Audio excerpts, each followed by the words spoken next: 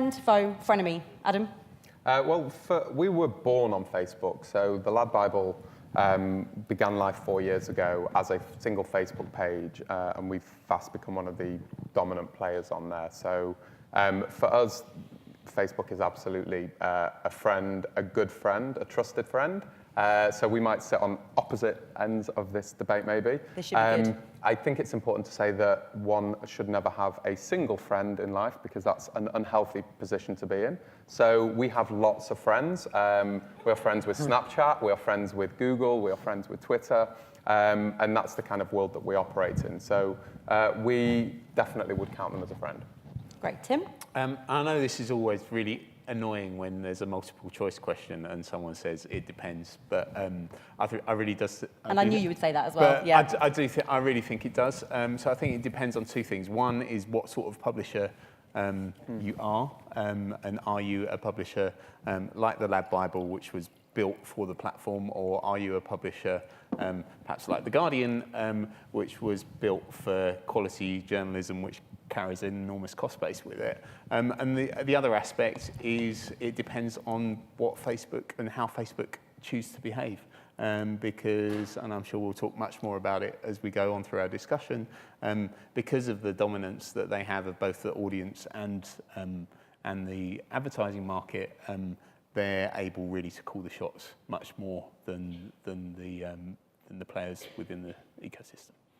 Fair enough. Roy? Well, I don't want to be fair. Frenemy, I would say that Facebook distributes so much of our content, including my content, that you couldn't call it an enemy because it does so much on our behalf. But if I look at the way it's completely annihilating our business and annihilating the revenue that we need to fund the journalism I think is so important, then you'd have to see overall that it could be seen as the enemy. And I should at this point out that Facebook were invited to take part in this panel, but they respectfully declined. So make of that what you will. I am saying nothing more on that point. So let's kick off the discussion. Thank you for letting me know kind of what your stances are on it. When we look at the Facebook news feed, obviously it very much generates content based on what Facebook knows of you as a user and what it thinks you're interested in, based on your preferences, based on kind of what your profile looks like. Do we think that it's causing problems and it's kind of limiting the education, the kind of the opinion and the knowledge sharing by allowing people to exist in this news bubble? In fact, Roy, in a recent article you wrote, you referred to it as basically an echo chamber. Do we think that's a concern? I think it is an echo chamber because when you go up to those news feeds, it has designed algorithms which will, in fact, make sure that they feed you what they think you want to have. And the more that you go to that, the more it's convinced, the robot, and it will keep sending you that. Now, there are two ways of looking at this, and I'm being extremely fair.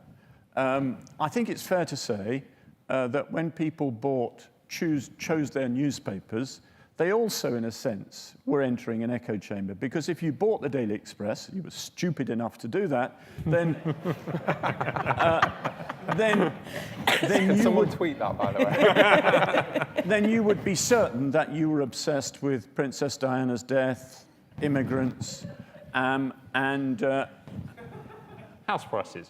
House prices. That's I always Going forget downhill that. very quickly. So when a person bought a newspaper, and you could say the same about every title. You know what it stands for broadly. Now there may be other reasons for buying it. You might like the crossword or the sport, and that's clear. So you were in a sense already restricting the possibility of seeing other things. However, newspapers, because of their nature of the package, had to include material that perhaps surprised you. In the Facebook news feeds, you will never be surprised. You will not expand your knowledge if you stick only to the news feeds and so on. So in that sense, I am worried that we are being reductive in the possibility of gaining information we didn't know we might be interested in. And that's what disturbs me about if you rely totally. Of course, people don't rely totally. I mean, I absolutely accept that people don't rely totally on Facebook, although sometimes, day on day, I tend to believe that people are not going further enough elsewhere to discover new things. It's interesting, the relying totally aspect, because one would hope that people don't rely totally on Facebook as their source of news. But the Pew Research Center data from earlier this year in the US shows that worryingly more and more people are relying totally on But they Facebook. are Americans. Yeah. And I hope there are Americans in the audience because I can insult you personally. But I mean, these are people that are like, you know, half of them think that Donald Trump is a major figure in the world. So let's be careful. I don't know if that research in Pew, but by the way, I thought was fantastically interesting, to be honest, and more serious for a moment.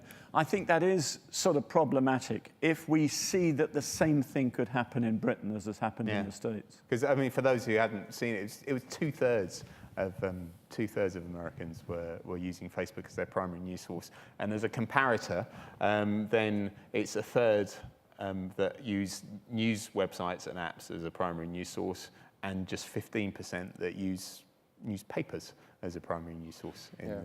I mean, I do think what's interesting is it's easy to dumb down the audience, and it's easy to think about the newsfeed as being a bad thing. But if a consumer or an audience chooses to follow quality publications on Facebook, that's the news that they will consume. So, you know, a person who follows The Economist or The Guardian, and they regularly engage with that stuff, that's the content that they will consume. So I don't necessarily see it being a bad thing that people are consuming content through Facebook as a mechanism. I also think that the way Facebook works as a dynamic is that people share things that they self-identify with. So surprisingly, I see a little bit more Trump stuff than I would probably want to see in my newsfeed. Now, that's not because I'm a Trump supporter or have anything, any kind of allegiance with it. Yeah, well, absolutely. Well, no, I see positive because I know people in the US, and this is their world, and they, you know, I am questioning my friendship with them a little bit at the moment, but I am seeing a sphere of stuff that if I was a subscriber of a single newspaper that took a standpoint and I got that delivered every single day to my home, and that was my main source of news, then I wouldn't necessarily get the other side of the story. So I think you can look at it in different ways. Like, for there to be two-thirds of people, maybe it's more US-centric, consuming news through Facebook. It's easy to dumb down Facebook as a platform, but actually there is a lot of quality journalism on there. The Economist, The Guardian, they both have absolutely huge followings and engagement and shares. I think the other thing that's interesting about the way Facebook works as a mechanism is under every single article that gets published, you'll see commentary. So people will disagree with it, and they will share other sources and other links. And people who engage from a community side, they actually have the debate between them. And, you know, people are poo-pooing content. They're saying, this is not right. This is my viewpoint. And that's what we see on the Lad Bible, is that when we put content, particularly the more serious content, people take a point of view, and they vote on it. So, you know, they can give a like or a heart or whatever the kind of interaction or emotion is that's there. And so the audience starts to wrestle with the topic in real time. And I think that's a mechanism that maybe more traditional platforms weren't able to do. So I do understand there being some angst about whether this is a good or bad thing, but I think we should also think about the positives that it brings and not necessarily just the negatives on it. I'm going to be very fair again. Not too fair. Wow. I'm really worrying myself. I went to see, I attended one of these kinds of seminars yesterday. I seem to do too many of them. And the keynote speech was by Jon Snow of Channel 4 News. Channel 4 News opened a Facebook page in January this year. And since then, they've had 1.3 billion hits. They segment part of their Channel 4 output. They add to some of that output. And so that moved me to go and see what was there. And to back up your point, Adam, I do agree that that has opened up debates about all of the subjects that they cover. And that is a positive aspect. And we can't deny that the same happens, with the Guardian pages and so on. We do benefit from that.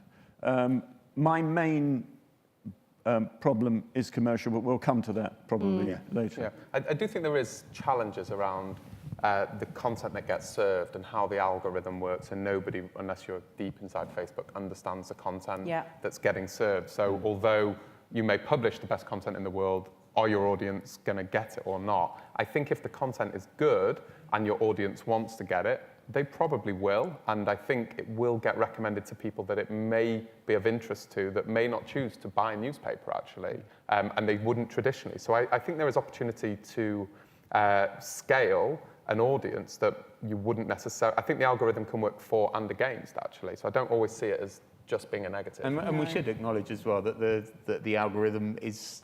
we talk about it as if it's this fixed thing, but it's completely, and it's absolutely not. One can see sort of the history of Facebook's interaction with publishers, and they've adapted and changed and reacted to the way that. I remember there was a time where they were every time that your friend read a story, then that instantly shared to the whole of their network, and that was causing huge traffic growth for lots of publishers, but it was also pissing off the user, and Facebook adapted to that. So we mustn't forget that algorithms don't exist independent of human beings. They're man-made, and the real problem, I think, with Facebook, as distinct from Google's algorithm, is that first of all, lots of features are fed into Facebook's algorithm, and it's not done transparently. We don't know. I think this should be a very, very transparent and open exchange in which they, day on day, explain, we've changed our algorithm to take account of this, and we've done that, and they don't do that. I mean, who would take notice if they did? Who would be taking notice I of think those we daily... would. I think right. media commentators like us would, and they'd be able to point it out to the audience. That's, this has happened, and so on. So I think it should be transparent. Google's is really relatively straightforward. It's about simply popularity, in a sense. Now, Facebook's is about relevancy, but if you put relevancy in a diagram in the center, the number of feeds off it as to what they regard as relevant is very, I think, opaque, and I think that's a fault. Yeah, and talking of algorithms and the human element to that, obviously Facebook have come on a huge fire recently with the picture of the little naked girl in the Vietnam War. Mistake. Yeah. Yes, and everyone is arguing, I mean, what's to blame here? Is it Facebook to blame, or is it algorithms, technology in general? Many people are saying, actually, it wasn't an algorithm that blocked it at all. It's a human over in a foreign country that's doing it. A naked picture. Yeah. Of an underage person. Yeah. And I think the reality is that editors of newspapers and all publications, but probably particularly newspapers, make decisions about harrowing images on a constant basis, and they've had to do that numbers of times this year. And I know people in this building have wrestled over a lot of the images that have come out of Syria and the refugees crisis, absolutely. and those decisions are enormously impactful because they can change the direction of major news events, and that's why it's helpful that there is a human behind an algorithm, but when it comes to really important news, it's absolutely crucial that there is some recognition of the power that decision making has.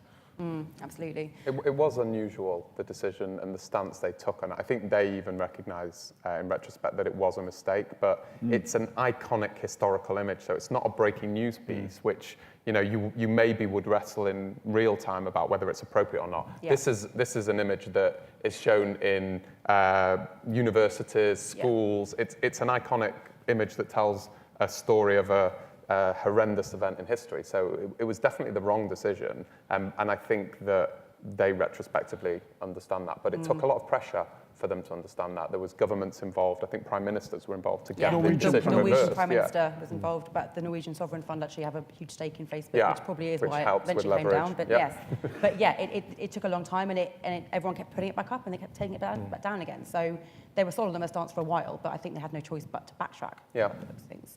Going on to kind of Facebook versus publishers, or Facebook and publishers kind of working together or working against each other. I mean, obviously, you've got The Guardian. You aren't saying you rely on Facebook, but Roy, you yourself said that they're a frenemy because you need them, you don't need them. Like, how do you compete with Facebook, or do you compete with Facebook? I mean, Adam, from your perspective, they're a close friend, one of many, but a close friend that has helped the Lad Bible grow as a digital-first publisher. So should we be saying we should be competing against them, or should we be saying how do we actually work better with them? Well, I don't think we should be competing against them because it would be suicide. Yes. But I think for traditional publishers and TV broadcasters, they may be in a slightly different position. I do think it's important to have relationships elsewhere. So, we have built a very large Twitter following. We have a large Instagram following, which is obviously Facebook owned anyway, so that doesn't help us in that situation. But Snapchat is emerging as, a global phenomenon.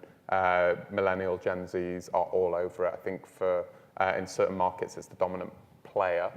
So it's important that we understand that and we're on it and that we build audience there.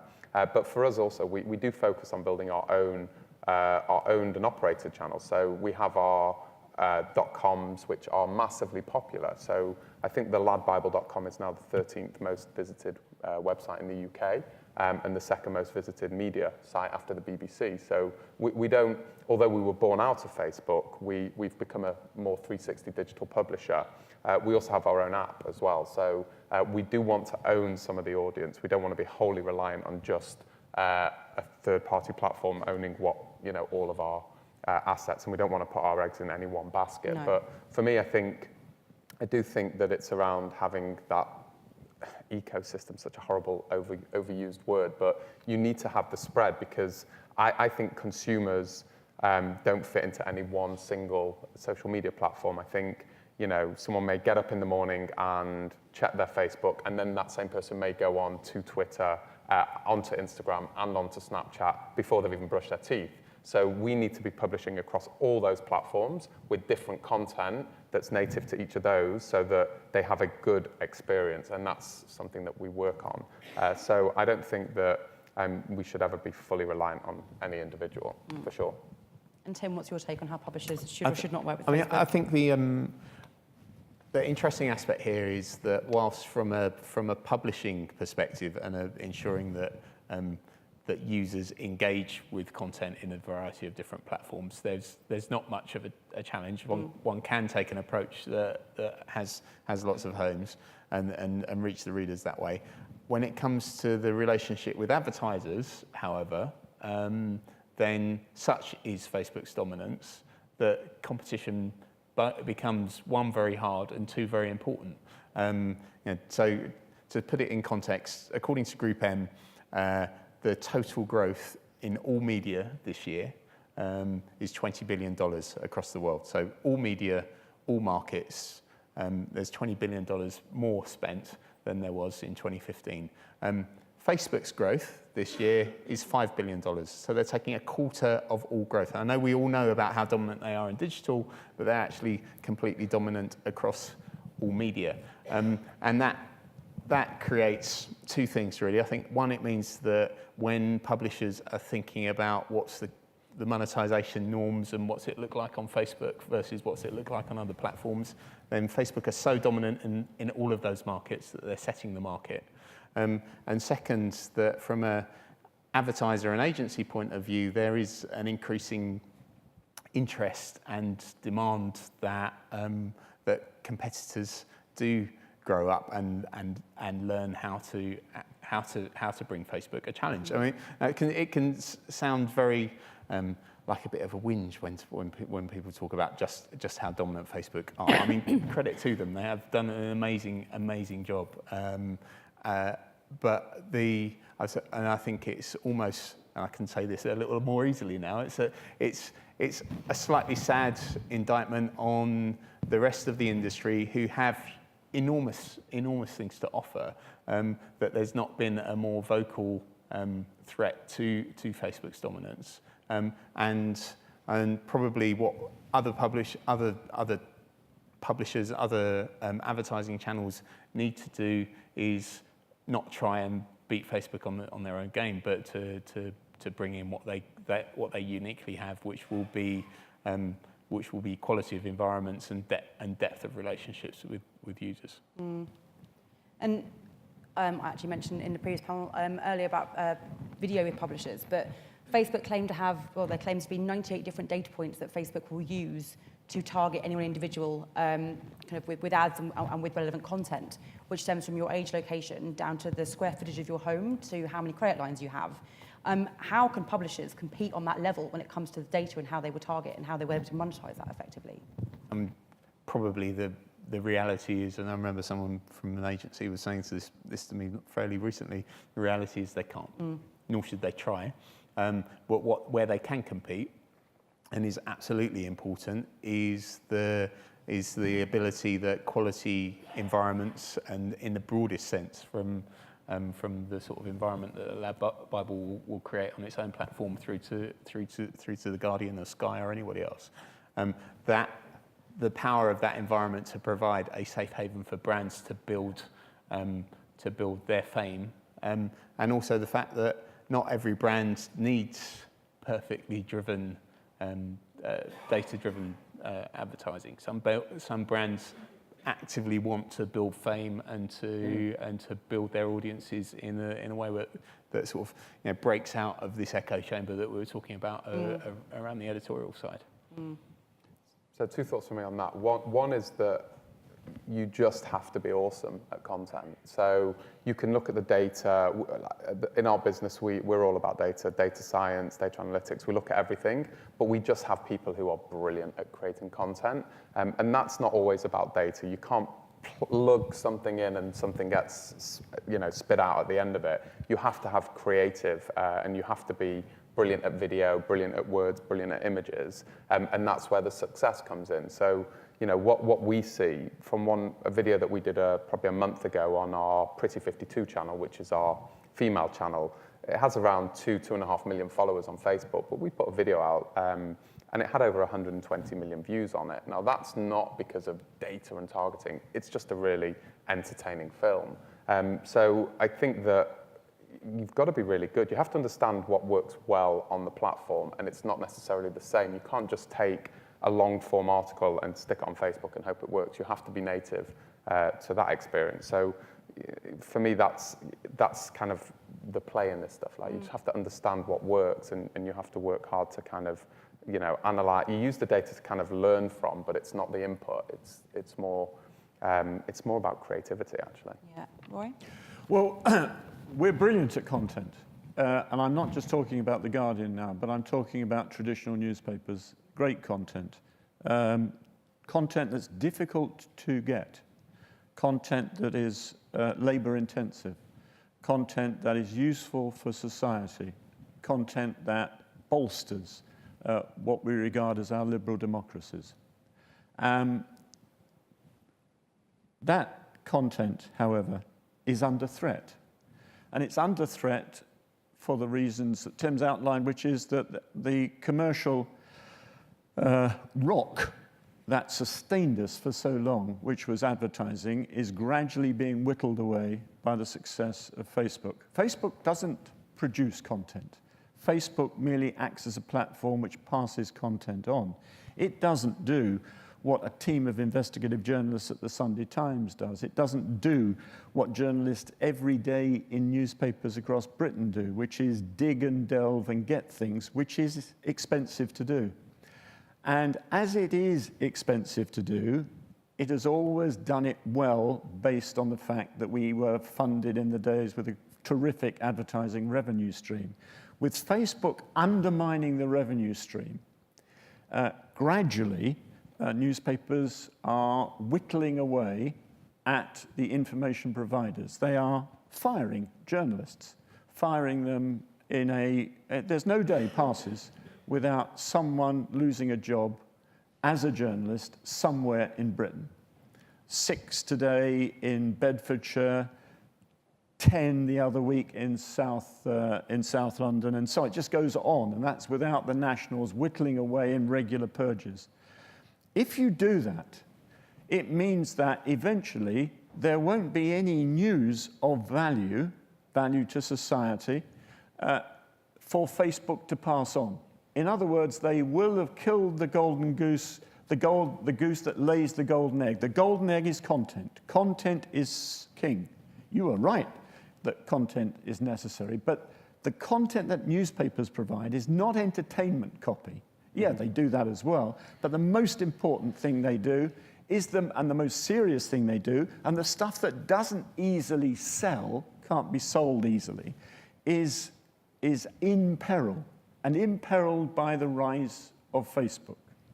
So that's why when I talk about them being an enemy, I see them eventually, on a long-term basis, gradually whittling away, severing the very people, job, profession, trade that they need in order to have content. And that's why, because I'm sure you're going to go on to ask me, that's why I believe that Facebook should make a financial contribution to journalism and to sustain journalism in this country. And I mean, Facebook would, of course, argue that they are, and there's revenue share platforms available, and and that they're helping with monetization on instant articles, and that they're providing a stream of traffic back to publishers to monetize how they will. But I think the reality is that it's deeply imbalanced, it's not the most highfalutin quote, but to quote Uncle Ben from Spider-Man, and with great power comes great responsibility. Or I wish it was Voltaire, but I don't think it was. I thought you were going to say the rice. That's what I thought you could say as well. Uncle Ben's rice. Facebook are enormously powerful, both with audiences and with advertisers, and that means that whilst publishers all have a responsibility to adapt to that and make the best of that situation, and there's also probably a bigger responsibility on Facebook to think about how they use that power, and whether they use that power for the good of audiences, and I suppose this is the important thing, that news has a huge role in society, and it's how that power impacts on what we turn out to be as a society is the important thing, not on which businesses survive and thrive, because it's as someone connected to this place once said, news is much more than a business. Yeah, well, I guess there is a point on that, though, which is news a public service or a commercial entity? Yeah. And that's a complicated thing, and that's really what comes to the root. Adam, I don't think it's at all complicated. I think you're right. News has a use value, and once upon a time it had a commercial value. Mm-hmm. And you can't, news to use, as distinct from news to amuse, news to use is hugely important to our society. And I think that the reason I think this matter is so urgent is that if we don't stop it now, there won't be enough journalists around to actually do the job. Because we will have already, let me just tell you one small fact, which is a large fact, really. There are more public relations personnel in Britain than there are journalists. That means news is being spun daily by PRs rather than the people who are trying to hold power to account. Because that's what we do. I mean, it's not pompous to say that. We hold big government to account, we hold big business to account, we hold the institutions to account, and we do that, why? Because we are big organizations that can face them. If we are whittled away to nothing, then no government is going to listen to us or take care. Big business is going to ride over us, and the PRs are going to win. And this is a battle which is now become an urgent matter.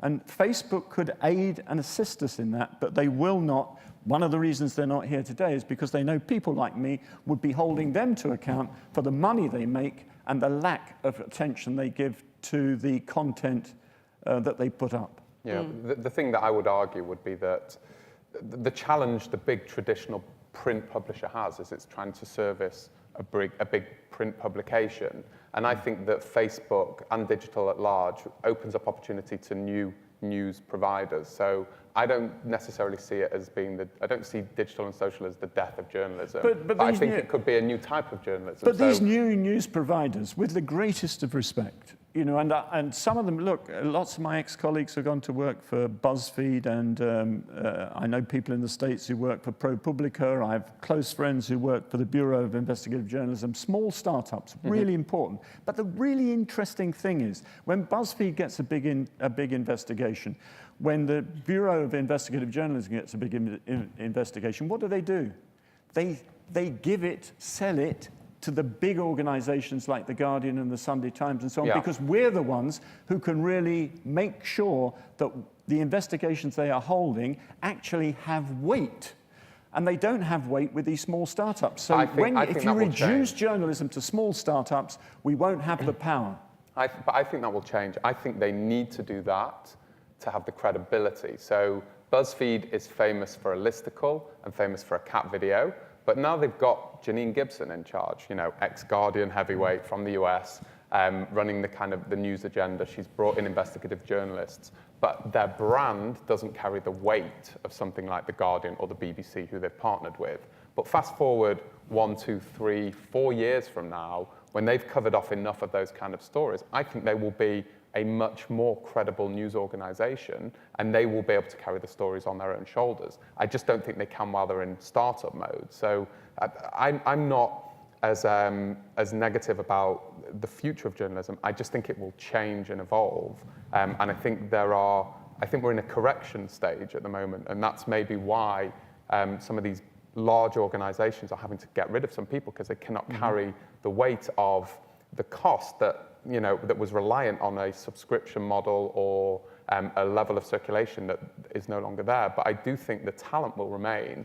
People want to know what's going on. People want to hold governments, big corporations to account. That's not going to go away. I just think the distribution method may be different, that's all. And then the commercial and the financial model will have to catch up, because people will want this stuff and they share it. And we know that when there are big global news items, that's what spikes on Twitter, that's what trends on Facebook. There is a demand for it. It's just living and breathing in a different way. So I think it's an evolution of journalism. I think so. I think we're deep in that evolution stage at the moment. And blogging culture. Maybe. And evolution sounds incredibly sort of gentle and progressive and something that happens over millions and billions of years. But I think it's probably revolution is the more it's probably true. It's probably the more appropriate word when one looks at the stark declines in traditional revenue streams for publishers, and the incredible growth that both publishers who are taking a very different approach, like a Vice or a BuzzFeed or a Lad Bible are seeing, and major platforms like Snapchat and Facebook are seeing. It's these are two forces which are going in very, very opposite directions very, very fast. And I think the challenging thing is how does an industry which has hundreds of years of a very clear sense of what it's there for and what's important, hang on to what its core purpose, and absolutely revolutionise the whole of its organisation so that it can deliver that core purpose in a completely different world. And that's incredibly tough. It's way tougher. This shift that publishers have to make now from digital to platforms rather than from print to digital is way tougher than the shift from print to digital, and that was tough for everybody. Yeah, I mean, we're running out of time. I do want to get questions, and Roy is very keen for audience questions, so please. We call that in the BDSM world topping from the bottom, but I was just trying to... Thank you. You wouldn't know about that. No, unfortunately, I don't know about that. But just want to quickly look at... This is getting very weird. Quickly look at Facebook's kind of technology strategy, looking at them as a tech platform. And initially, they started buying up many things like LiveRail, for example, that made you think that they were kind of on the side of the publishers, and they were building technology, building platforms to get data to help the publishers. And now that's kind of, they've backtracked and they've got Atlas, but it's all very targeted towards their own data, towards keeping that data internally, not creating external partnerships and looking at advertisers. Do you think that they are now against publishers? Are they kind of negatively affecting publishers, like with instant articles, for example? Like, how are they doing? I don't think they're against publishers. I think it's a symbiotic relationship. They need each other. Facebook need people to go to Facebook, or the thing just falls flat. So if everybody decided to not go on Facebook tomorrow, that would be the end of Facebook. So they need great content on there every single day, throughout the day. They're not interested in you going once in a day. They're interested in you going 20, 30, 40 times a day. And in order to do that, it has to have a lot of rich content. And quite frankly, most people's friends are not that interesting to be publishing 30, 40 times a day and holding their attention. So Facebook relies on the Lad Bible, The Guardian, BuzzFeed, you know, pick a load of different people and influencers and kind of just funny contributors. It relies on that whole sphere of content to keep popular. So I don't think they're against publishers. I think they're working hard to try and make the monetization work properly for publishers. It might not necessarily be there for everybody yet, particularly when it's got to replace a legacy, very big advertising bucket. But I think they're going to make it work. I think it's in their future. Like their whole future depends on making that work. So I think it's all about making publishers live and breathe on Facebook for them. And we're having this discussion as if there are lots of conscious decisions being made, and I think that's probably not the case at all. This thing is happening; it's got a momentum of its own, I think the plays that Facebook has made into ad tech and then pulled back have been very reflective of their culture as an organisation, which is to zig and zag and do things fast, and that's... They're figuring it out, right? Yeah. I agree. I'm going to end it there. This is a conversation that could go on for hours and hours, so it's a shame to have to stop it there, but I do want to ask if there are any questions from the audience. Oh, you're on the spotlight. No questions at all? Everyone's hungry. It is. I'm sorry, we're running very, very late for lunch. Not one question, not even for the wonderful Roy Greenslade here. I'm going to lunch with an American, actually. Okay, lunch with an American. There you go. Yeah. Not anymore, you're not. Okay, well, on that note, I want to say thank you to my panellists, Adam, Tim, and Roy. Thank you. And everyone Thank you. else. Thank you very much. Thank you.